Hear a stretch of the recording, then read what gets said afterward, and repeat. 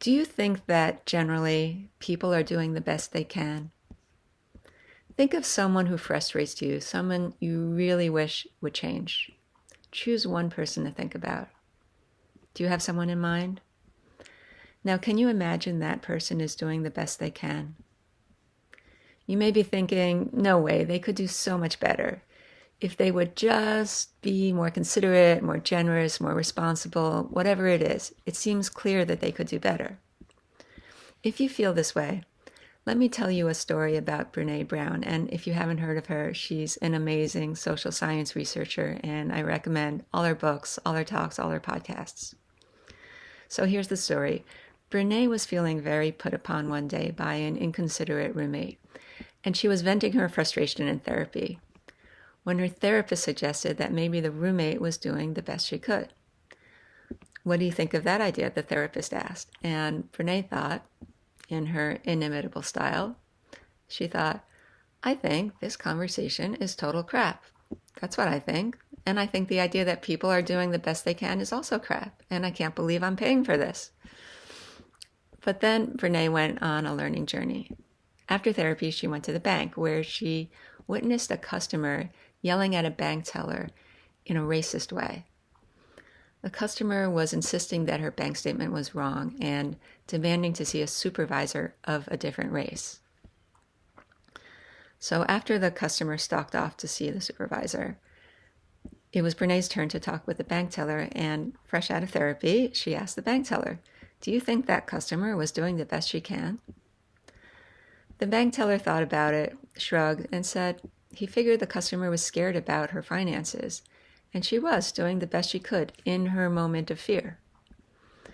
So now that her therapist and her bank teller were saying the same thing, Brene started asking everybody she knew the same question. Do you think that generally people are doing the best they can? And she went on to do a formal research study with hundreds of documented and coded responses. And here's what she found out. She found that wholehearted people who are living authentically joyful lives, do assume that everyone is doing the best they can. At Wise Humanity, we call this concept radical empathy. The assumption that given a person's understanding of the world, their life experiences, their mental and emotional tools that they have at their disposal at the moment, they are always doing the very best they can. This is obviously not a scientific fact. It's not something you can prove. It's just a way of looking at people that you can choose.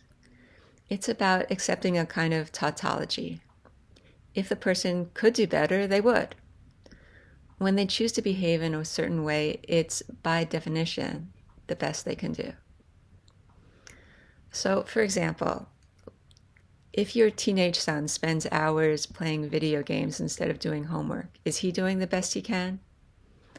Let's try as a thought experiment. Let's try saying yes. Maybe he's dealing with a lot all at once. He's thinking his teacher hates him. He's wondering if he's stupid. The young woman he likes is ignoring him. He has a huge pimple on his nose. He's afraid he's a disappointment to you. And he's sure he cannot concentrate on homework right now. So his best choice right now is to soothe himself with video games. All his ideas might be wrong, and he may need help, and he certainly has more capacities inside him, but he doesn't see that right now. He's doing the best he can in this moment with the choices that he sees. If you're even a little intrigued by this idea, but not sure, consider how you judge yourself, because Brene's research found that people who judge others as not doing their best are also harsh judges of themselves. They just judge harshly all around. Someone in a Wise Humanity workshop explained it this way. I don't believe people are always doing their best because I know I haven't always done my best. I can think of a time when I knew I was doing the wrong thing and I did it anyway. And I'm sure we can all relate to that experience, but with radical empathy for ourselves, we can reframe it this way. We can say, I did something I knew was wrong because I had a belief that it was necessary. I did my best in the struggle between two opposing beliefs, what's right versus what's necessary. And I chose what I thought was necessary. I legitimately thought I needed to, so I was doing my best then. Now, or next time, I'm more prepared and I'll make a better choice. When Brene teaches this topic in her workshops, people start to glimpse a new reality and new ways to go forward. Here's some examples. One woman said, "If this is true and my mother is doing the best she can, I would be grief-stricken. It's easier to believe that she's letting me down on purpose than to grieve that my mother just can never be the person I need her to be." And a corporate manager said this about one of his subordinates: "If he's really doing the best he can, I'm a total jerk, and I need to stop harassing him and start helping him." Brene explains that, as crazy as it sounds, many of us choose to stay in the resentment and disappointment that comes with believing people aren't trying, rather than face a difficult conversation about real deficits. The mention of real deficits might sound judgmental, but it reminds me of stories I've heard about how relieved people can feel when someone's behavior gets a medical diagnosis, like a real deficit. For example, before the autism spectrum was recognized by the medical community, parents would blame their child for the child's norm-breaking behavior. But once the autism spectrum was recognized, the behavior was no longer blameworthy. Now there was a name for it and a reason for it. And the children were, you guessed it, doing the best they could.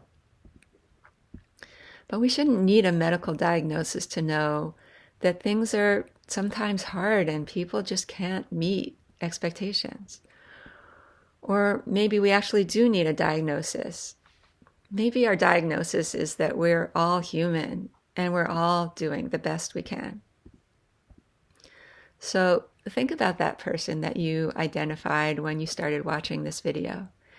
Can you imagine a way to think that, given their mental and emotional tools at the moment and everything they're dealing with, that person is doing the best they can? This is not about making excuses for them. This is a way to help you see who they really are right now, accept who they are, let go of resentment, and live more wholeheartedly yourself. If you'd like to read an excellent chapter explaining this way of thinking with more examples, get Brene's book, Rising Strong, and read Chapter 6. And if you enjoyed this video, please subscribe to our vlogs and blogs and keep in touch with Wise Humanity.